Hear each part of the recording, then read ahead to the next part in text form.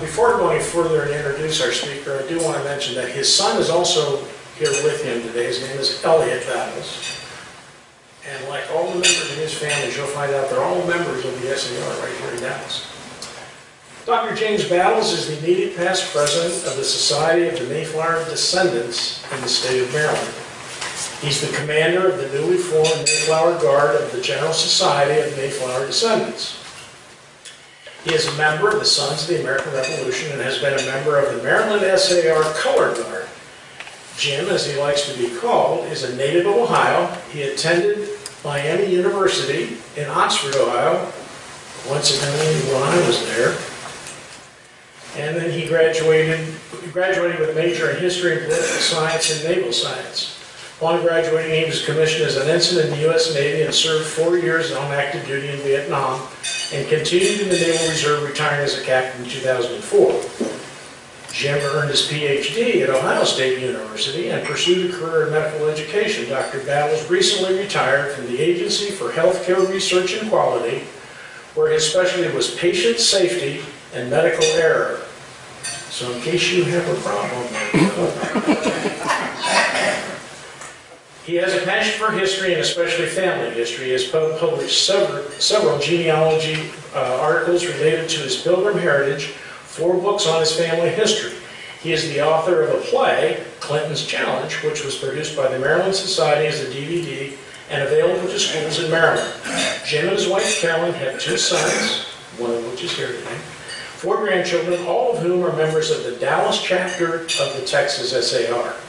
His Mayflower ancestor is James Chilton, oldest passenger on the Mayflower.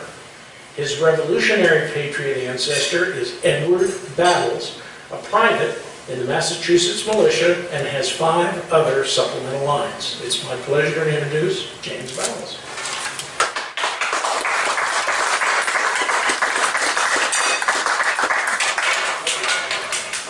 Good morning. Good morning. Good morning.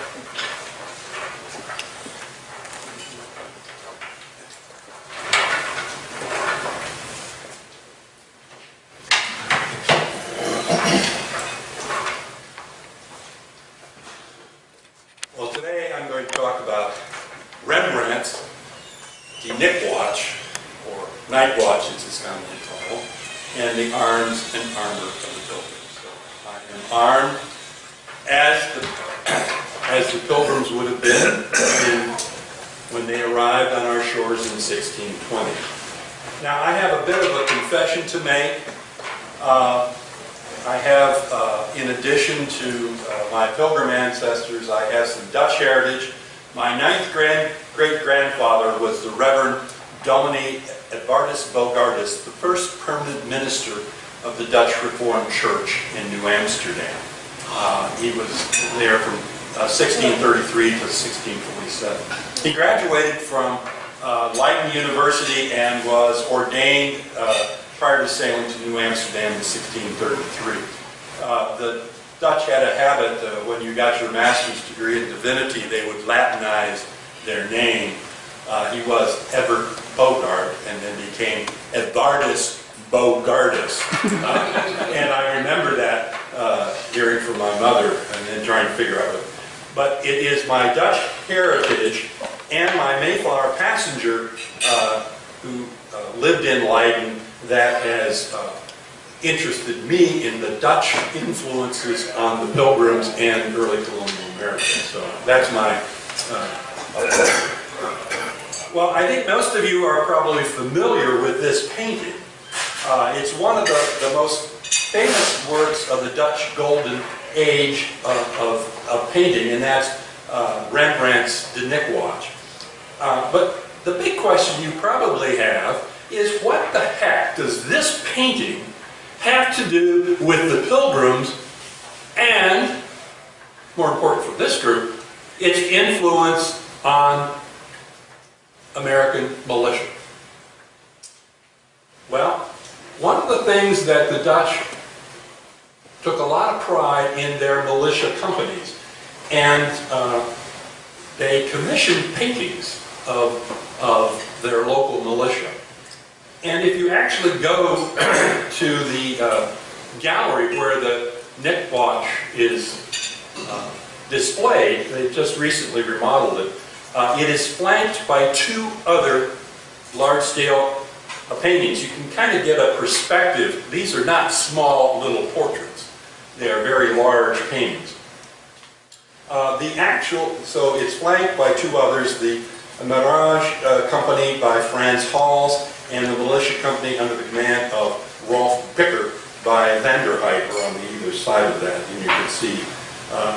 Franz Hals did a number of militia companies in his home city of Haarlem. And this is the Vanderheidt. It's also from a company in Amsterdam. But other militia portraits are found in towns, particularly in Hoorn, as well as Leiden. Each city in the Dutch Republic had one or militia companies. And it was the militia companies that played a very important role in the Dutch War for Independence. Now, our War for Independence lasted 7 years. The Dutch Civil War of Independence lasted over a century. It was the fear of the return of the Spanish that really prompted them to maintain their militia companies. There are also paintings, the Dutch during the Golden Age of art were, because it was a republic, there was a lot of painting of everyday life. If we want to know what everyday life was in the 17th century in Europe, we can learn that from the Dutch paintings. So in addition to the formal militia companies, there were paintings about life of the militia in the guardsmen. You can see their playing cards and you can see their arms and armor in the background. But it was this fear of the return of the Spanish that was very real, particularly in the city of Leiden. Because Leiden had endured a siege by the Spanish in 1774 for about 6 months, and nearly a third of the population died of starvation. The siege was lifted when William of Orange and his forces, they actually broke the dikes around and flooded the area, and then they sailed up with the privateers known as sea beggars, bringing bread and fish to the walls of the starving city. In fact, every year in the city of Leiden, they have a Thanksgiving celebration on October 3rd, celebrating the relief of Leiden. And it is the Leiden Thanksgiving feast that had a tremendous influence on the Pilgrims. Now, so that our Thanksgiving feast and ceremony really traces its roots in part to Leiden. Now, that's a whole other subject, and if you're interested in it, you can read my article on, in the Mayflower Portal. But as some of you may know, a number of separatists had been thrown out of England. For example, my ancestor James Chilton's wife was actually excommunicated from the church in 1609, and they had to flee. They were literally harassed out of the country. So they had come to Leiden, and because all citizens in Leiden aged 16 to 60 were encouraged, or required, to join one of the militia companies, all the members of the Leiden congregation served in one or more of the companies, militia companies in Leiden. So they were all familiar with militia actors. Now, in Leiden, you know, these were not professional soldiers. They, like everybody else, they were tradesmen, they were weavers. James Chilton was a tailor, pipe makers, others. They needed to be trained in the arts and armor of the time. Well, the Captain General of the Dutch forces was Prince Maurice of Nassau.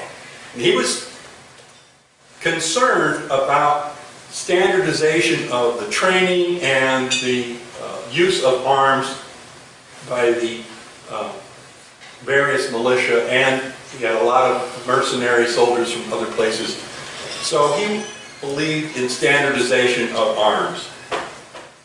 One of the things that he did was to commission the painter-engraver Jacob de Gain to develop an illustrated military training manual. Now, because literacy was somewhat variable, an illustrated manual was probably a really good idea.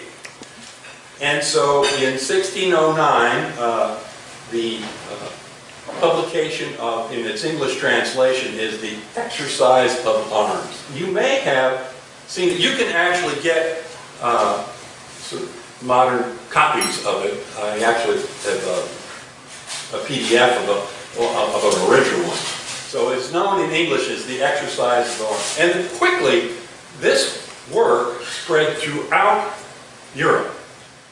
And it became the standard sort of warfare manual for all of the 17th century, including the 30 Years' War on the continent, the English Civil War, and today it serves as a marvelous training manual for reenactors. So we can find from the illustrations the various manual of arms. So in this case, you can see this is shoulder arms. Notice the helmet. And that's a caboset helmet. That's what I'm wearing here. It was most popular. And notice, you know, the sword. And everyone carried a musket or a pike. Now the ammunition that was carried in the bandolier strap, and they had little wooden bottles that carried just enough for one shot. So your 80 grains of powder would go in here, and then you had a little pouch that contained your ball. And there were 12 of them, so you had 12 apostles. Interesting. And you also had pikemen. In addition to the musketeers, there were armed infantrymen carrying large pole arms of pikes. And pikemen would be armed because they were out in front of the musketeers. And they'd also protect from cavalry. And so the typical pike was 16 feet in length. And so there was usually a mix of musketeers and pikemen. It varied on where you were, what the mix was.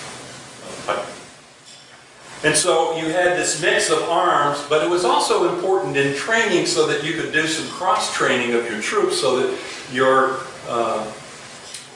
troops could know how to handle pikes as well as muskets. It would be very useful. And probably it would be a good idea to be trained in the use of swords, because everybody was armed. Whether you were a pikeman or a musketeer, you had a sword. So anyway, everyone in the Leiden congregation, which was about half the passengers, had military training. So when they decided, for a variety of reasons, that they could no longer live in Leiden and seek out another place, they had to begin to prepare for your journey. Now, since everybody had some degree of training, one of the things that you probably would want to have is a military advisor, somebody who could continue the training and knew what they were doing to help folks, and you might have other people. But you would want to make sure that everybody brought their arms and armor, because everybody would have had their own arms and armor. You were expected to have them. So everybody had pikes, swords, musket, and pikeman's armor.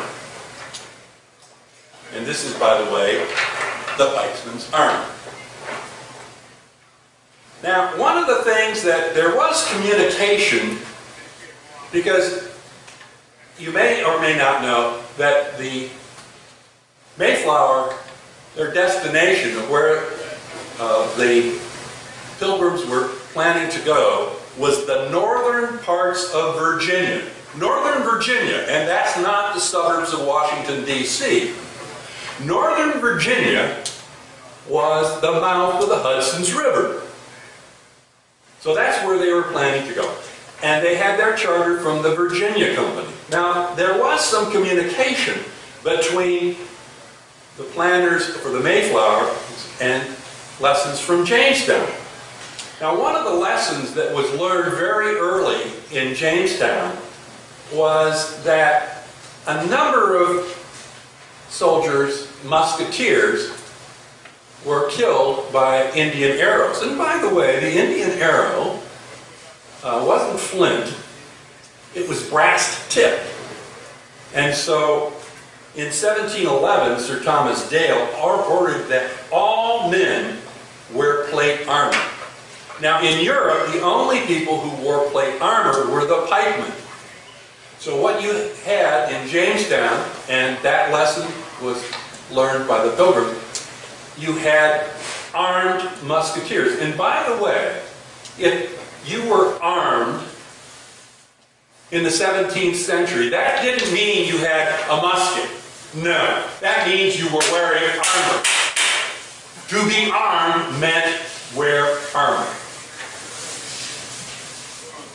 So, now we know what the militia and folks on the Mayflower had. Because on Monday, the 13th of November, 1620, this was shortly after they arrived, 16 men were sent out, every man with his musket, his sword, corselet, and corselet's what they're referring to as the armor, under the conduct of Captain Miles Standish, upon whom was adjoined for counsel and advice by William Bradford, Stephen Hopkins, and Edward Tilley. So, Bradford and Tilley were part of the Leyden congregation and would have been part of the militia. Stephen Hopkins was the only passenger on the Mayflower who had been to the New World. He'd been in Jamestown and others and had dealt with that, so that's one reason he was providing advice. So when the Mayflower arrived in 1620, November of 1620, there were 45 men of military age to serve in the Plymouth militia. Now, the mix of passengers was about equal of members from the Leyden congregation in the Netherlands and an equal number of what were referred to by the Leyden congregation as strangers, because they were not known to them. They referred to them as saints because they had signed the covenant to live together in a Christian community. It doesn't mean they were beatified saints, but so you had saints and strangers. So if you're tracing your Mayflower ancestry, you're either a stranger or a saint. You can fill in the blanks on that. Well, as you may know, there was a tremendous mortality rate of about 50% of the population that first winter. By mid-February 1621, there are only 23 men fit for military service. So they had more arms and armor than they had people to wear it. Now on February 16th, 1621, a large number of Native Americans were spotted near their settlement. And this caused, because they had had some encounters on Cape Cod with Native Americans, but they really had seen any in the area. They knew they were there. And this caused a great deal of concern to the leaders of the colony because they discovered that their arms and armor were a little bit rusty and in disrepair. And so changes were needed. So on February 17th, you spot the Native American contingents, which was fairly significant, probably greater than your numbers. they decided that they needed to fix up and they needed to establish sort of military order. Because while Miles Standish had been sort of de facto captain, he really had no sort of formal authority in that role. Now, the tradition in the Netherlands was that you elected your officers. So, on February 17th, a meeting was called to establish the military order. Now, the government structure for the colony was established by the Mayflower Compact, signed on November 11th. But it said nothing about military organization. So they needed to formally establish the militia, and Miles Standish was elected as captain and given authority over military affairs. So you had a governor, and now you had a formally elected commander of the militia forces. And Miles Standish served in that capacity throughout the remainder of his life. So on February 17th, 1621, we call Establishment Day. Now, for those of you who study the military history, what's the real birth date of the National Guard? Now, the Army historians have declared that the establishment of the National Guard occurred on December 13th, 1636, with the passage of the Militia Act by the Massachusetts Bay Colony. However, if you're a Mayflower descendant, you go, no. It really was February 17th, 1621. Now, Plymouth Colony did not pass a Militia Act until 1643. Why did they delay so long? Because they already had that established on February 17th, 1621. So, I disagree with official Army history. Now, I doubt that I'm going to be able to change that, but at least we Mayflower folk can be proud that our tradition, our military service, and my son Elliot's in the National Guard, and I've been in the Navy and Naval Reserve, we trace our history to the 17th of February, 1621. Now, there's a famous painting of the first muster. I'm trying to convince the Massachusetts Mayflower Society to commission a painting of the Establishment Day for our record. Well, there is archaeological evidence that supports the accounts from Bradford and Winslow of what they wore to support this. There's also a couple of publications. Harold Peterson of the National Park Service did a remarkable studies of colonial arms and armor, and he published these in the mid-1950s, and they still are really the classic of what we know. Now, there's a treasure trove of archaeological evidence in the excavations around the fort at Jamestown. In Massachusetts, because of development and everything else, some of the archaeological evidence is sparse. But in Jamestown, they've uncovered examples of the armor and the cabesset helmet. We have from Massachusetts, here's a replica of the breastplate. And if you'll notice, there is a dent in the armor. Now that was a proof that your armor could withstand a musket ball. So as you developed your armor, you take a musket out and shoot at it. And if it was serviceable if it only dented. So you were very proud of that dent in your armor. That was your reassurance that because if it had a hole in the back of it, not so much.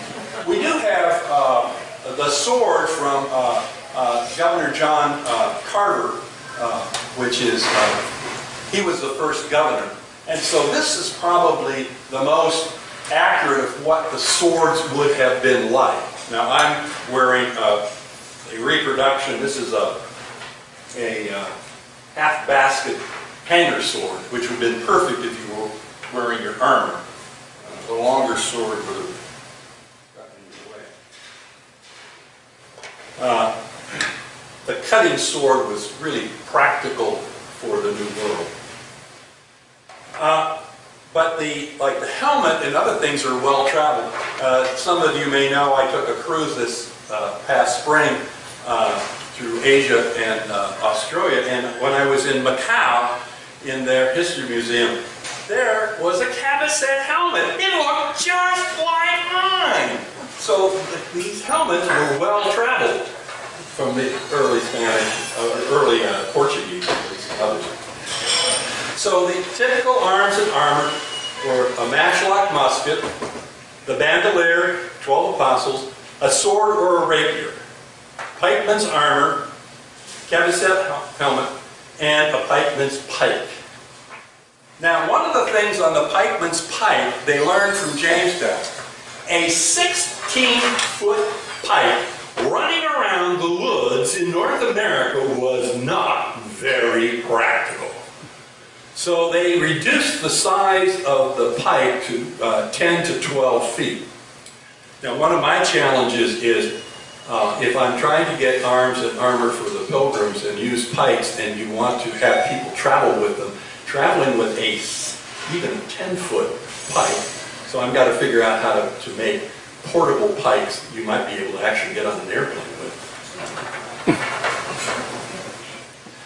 Now, one of the things that Peterson talks about, we think of bright, shiny armor, right? The knight in shining armor. Well, you didn't want bright, shiny armor. Because what happens to bright, shiny armor if you go out in the weather? It's going to rust. And trying to maintain that. So all of the arms and armor was generally blackened or blue. So it wouldn't emit bright and shiny. So one of the challenges, of course, I had to learn how to blacken armor. So you can see on the one side, here's the bright shiny armor that came out of the box from the supplier from England. And there's some companies in the US. And then I had to learn how to blacken it. And then take my bright shiny armor and blacken it. And I've actually decided I would do a video of the process because it was a one-time shot. If I'm going to do it, I'll show it. So there is on YouTube how to blacken your armor. So, what do we owe the Dutch? Well, the concept of citizen soldier, where everyone 16 to 60 would serve, is more Dutch than it is in English tradition. The structure of our militia as local units with elected officers was Dutch. The standard for training came from Prince Maurice and the Degain Manual. The training ground for military leaders of early New England, particularly, all had served in the forces of the Netherlands. You didn't want anybody from England who'd done their military unless they'd been over in the Netherlands, because there was no warfare. Where would you learn what you did? So you have John Underhill and Captain Daniel Packard, who went with the Winter Fleet, all had served in the Netherlands. And even John Smith had spent some time in the Netherlands. So if you wanted anybody with military expertise, they may be of English origin, but you wanted to make sure they had spent time in the Netherlands. Now we also have the tradition of the English trained bands. So there is some, you read some of the history, both Army history and other things, people talk about the trained bands in England because there was a law passed in 1572, just before they had militia in the county. And it was based on a county system, and it was sort of the government down, often related to the sheriff or others. However, the trained bands in England were kind of a joke, because it really wasn't after the passage of the Armada, there really wasn't any threat. And it wasn't until the English Civil War where they started to call out the militia, and they found they weren't very well trained. So we really owe most of our early militia traditions and training to the Dutch rather than English. Now the Dutch are very proud and happy to tell you about it, but there's a number of scholars who haven't been over to the Netherlands and don't believe them. So there's a bit of a worker going on about the influence of the Dutch. And I warned you of my Dutch connection. So much of what we know, and some who have written about the work of the Minutemen, Galvin's book on the Minutemen credits this Dutch tradition a little bit. So a lot of what we have of our militia companies, particularly in New England, really was heavily influenced by the Dutch. Now, I owe either a curse or credit for activities of the Mayflower Guard, because we have in the SAR quite a tradition of the color guard and living history here in the chapter, and I was in the SAR. Here's a picture of me. This is outside the stone house where the Battle of Brooklyn, and for those of you who are from Maryland know there's the Maryland 400 that basically blocked, protected Washington's retreat out of Brooklyn. They were big heroes. And we would do events, grave markings, other kinds of stuff, and this is one where I'm marching by. In the front is the old guard fife and drum corps. It's really kind of cool to march behind the fife and drum corps of the U.S. Army. It's pretty kind of fun. So, in part, that was my experience. So, the challenge we had within, or at least I thought, within the Mayflower Society, we didn't have a color guard. So we would have events, our National Congress and our boards of assistants, we'd get somebody from the local SAR, maybe a Civil War reenactment group to do the colors. Well, I made the mistake when the Governor General at the time was visiting Maryland, and we were out to dinner in Reynolds Tavern, which is a colonial tavern in Annapolis, and I said to Lee Filson, you know, we really ought to have a color guard that represents the arms and armor of the Pilgrims. And she goes, Jim, that's a great idea.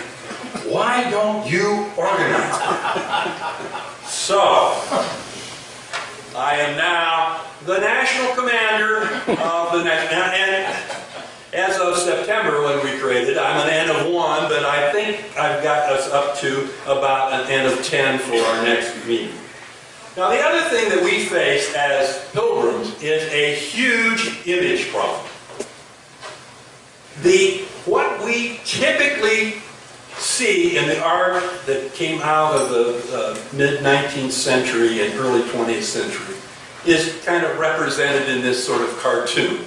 Black hats, big buckles, and blunderbusses. So as one Pilgrim historian says in our images, no buckles, no black, no blunderbusses. So we need to start dressing as the Pilgrims did in colors, no black, etc. So here's one of my first recruits in his armor. So we were created just in September of this past year as a living history unit. So I've been spending the time recruiting other people to become members of the Mayflower Guard. So one of the things is clothing. What we do now is typical clothing with a shirt, a doublet, breeches, also called Venetian stockings,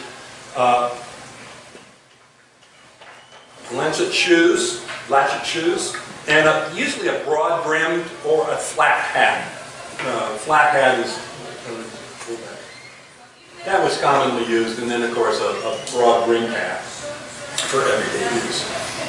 The arms, the typical was the cabesset helmet, the matchlock musket, the bandolier, pikeman's armor. Now the challenge is, where do you get all that stuff today? Particularly, get the matchlock muskets, what kind of sword? In most cases, while we know, like Miles Standish, we have his rapier, but it's from 1630. Probably most everybody would have been armed with a cutting sword. In North America, cutting through the woods, you would have used your sword kind of like a machete, so you want a good cutting sword. So that's the clothing, and of course the armor is the matchlock musket, bandolier, 12 apostles, sword or rapier with a belt or baldic. Now, I found a nice frog that goes with the armor strap, which is really pretty easy to wear all while you have the baldic. And the cabesset helmet. Now, a typical guard unit would be 4 to 5 color bearers. So we typically have the U.S. national flag, because we also have a Canadian society, the Canadian flag, and now we have a unit in Europe, so we'll probably have the European Union flag, and then the GSMD flag, and then if we're in a state, the state flag. So you'd like to have at least 2 armed musketeers, plus the color bearers and a drummer. So busily recruiting that. We also want to start to participate in other GSMD events, like the Pirates Ashore, which was held in May, that reenacts the arrival of a group of pirates/privateers in Plymouth in 1646 and had to call out the militia. So here I am with the new Plymouth Guard, which is a reenactment group in Plymouth that portrays the Plymouth militia as they would have been in the mid-1640s. Now the difference between the Mayflower Guard and the new Plymouth Guard is our time period for the Mayflower Guard is 1620, 1621. And so you can see, here I'm out in front with greeting the pirates. You can see there's a difference. Stan Wollman, who's next to me, hasn't had yet the courage to blacken his armor. So you can see the difference between my blackened armor and Stan's bright and shiny armor. Hopefully he'll get the courage and blacken his armor. So as we approach the 400th anniversary of the landing of the Mayflower in 2020, we're really going to have to ramp up and do more recruiting. I would like to have, my goal by 1620 is to have at least 23 members of the Guard, which would have represented what we had when in February 17th, 1621. So, any questions? Other issues that you'd like to ask? Yes? Yes, the breast armor and the armor on your head. Yes. Will they stop a musket ball, or is it for a glancing shot? And will it stop an arrow? First answer is, that's why I showed you the proofing. It would have stopped a musket ball.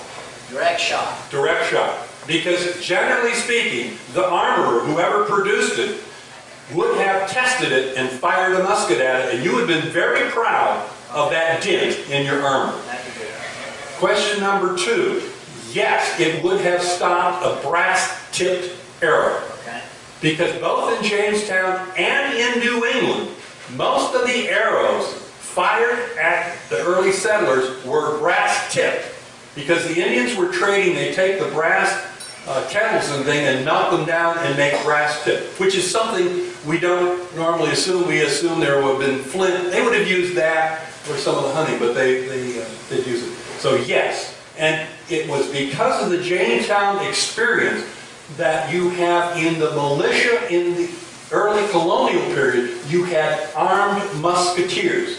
That was not true in Europe, either during the 30 Years' War or the English Civil War. Musketeers were not armed. And so, you know, you have the French musketeer, the three musketeers, and they're running around with their rapiers. A rapier was all right if you were a musketeer, because you were protected by the armed pikemen. But if you were in the New World, a rapier would be absolutely worthless, because you're not going to engage in sword fighting with the Native Americans, because they didn't have swords, and you needed it as a machete to cut through. What about the helmet? The helmet would have, yes. It would stop it, Yes. it all? Yeah, and it's like, well, it's like the armed helmets we wear today, very much so, so that the armed helmet has a long tradition, still used, generally speaking. That's why it's a bit conical, because if it hit up here, you'd be okay. So they often continued to wear helmets long after they gave up the present. Now, one thing to notice, and if I walk around a little bit, I make a little bit of noise. Are you likely to sneak up on a Native American wearing your arms and armor? Not likely. You mostly used your musket and other things to scare them. And that worked pretty well. Although Native Americans, if they got a hold of armor, would use it. Yes? Well, I can see blackening your oven. How do you blacken your body armor? Where would you do that at? Because your oven's not big enough. Oh, I chose for variety. There's two kinds of techniques. One is kind of put linseed oil and take a torch to the back of the armor. Okay. And the other is to use the chemical bluing, like you do for rifle barrels. I chose to do the chemical bluing. For a variety of reasons, didn't want to use the torch and the blackening method. They would have used both chemical or the oil and heat. Yes. Yeah. Did they ever consider wrapping the apostles in cotton? You know, I don't know. Seems like if they did want to keep the noise down, that would muffle it. Now, one of the things that did happen, beginning in the 1640s, 1630s, they began to replace the body armor with buff coats, or a heavy leather coat. And so by the time of King Philip's War in the 1670s, almost nobody was wearing plate armor. But they did throughout till the 1640s. But yeah, it would have. And some expeditions they may or may not have taken their armor. Now, one of the things we do know, when they had their first encounter with the Native Americans, a couple of things were quite obvious. One, they had taken their armor off and they were camping, having their breakfast. And one of the problems was get your armor on, and oh, by the way, your fire had to be re-stoked so you could light your match. Now, there were some flintlock muskets. We know that Miles Standish had a flintlock called a snap-ace. And he was able to get off a couple of shots where everybody else was lighting their match. So, in North America, the adoption of flintlock weapons occurred more rapidly than it did in Europe. But they were expensive. Now we know that there is a wheel-lock musket that is attributed to John Alden that's in the NRA museum. Now, what little I know of is if that weapon came over on the Mayflower, it wouldn't have belonged to John Alden, the cooper. He was a crew member. It is more likely and highly probable, if it came over on the Mayflower, it belonged to William Mullen, who was a stranger, fairly wealthy. He was an investor. Now he came over with two of his wife and two of his children, Priscilla Mullen and Jacob. The entire Mullen family died in that first winter except for Priscilla. So my contention is if that wheel-lock weapon came over on the Mayflower, it really should be Priscilla's weapon, not John's. Yes? How much does the armor weigh about? You know, I haven't really weighed it. It's probably 20-some pounds. Okay. Light. 20. You feel it. So if you go marching around any particular time, you're gonna notice. One of the things I'm thinking about is getting some padding across the shoulder, which they may have had in some wool. Yeah. Yes. Does New Amsterdam have a similar militia history? Yes, in part. The difference in New Amsterdam was that the New Amsterdam was a